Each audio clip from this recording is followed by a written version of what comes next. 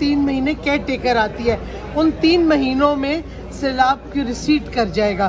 اس واسطے کوئی وجہ نہیں ہے کہ الیکشن نہ ہو 3 مہینے کے بعد. میڈم یہ بھی بتائیے گا، میڈم کہا جا رہا ہے کہ شہباز شریف نے قطر میں اسرائیل کے کسی عام عہدیداروں سے ملاقات کی ہے.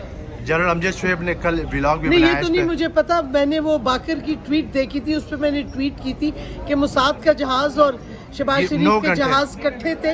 9 گھنٹے موساد کا جہاز وہاں تھا، اور رومر ہے کہ اس میں پاکستان کے آفیشلز اور موساد کے آفیشلز کی میٹنگ ہوئی.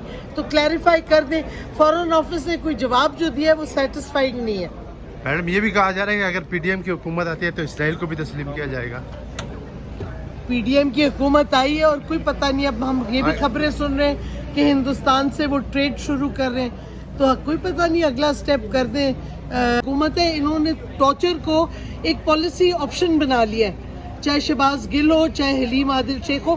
یہ حلیم عادل شیخ اپوزیشن لیڈر ہے سندھ کا، اس کے ساتھ یہ رویہ ہو رہا ہے. اس کی ٹانگوں پہ چوٹ آئی ہوئی ہے، اس کو اسٹرینگل کرنے کو کی ایک آفیسر نے کوشش کی، اور یہ سارا ہمیں بھی پتہ ہے آصف زرداری پیچھے سے کروا رہے ہیں.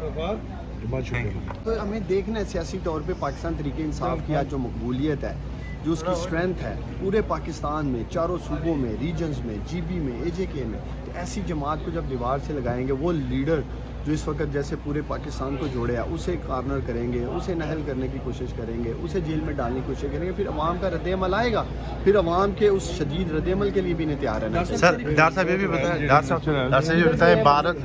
صاحب بھارت اور اسرائیل کے ساتھ بھی کہا جا رہا ہے کہ حکومت کے رابطہ شروع ہو گیا اور بھارت کے ساتھ تجارت بھی شروع کر رہے ہیں.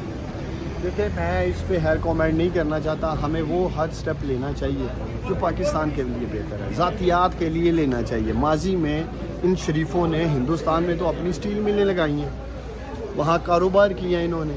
مقصد یہ ہے کہ اب دیکھنا ہوگا نا کہ ان کے اصل مقاصد کیا ہیں. بہت شکریہ. Thank you.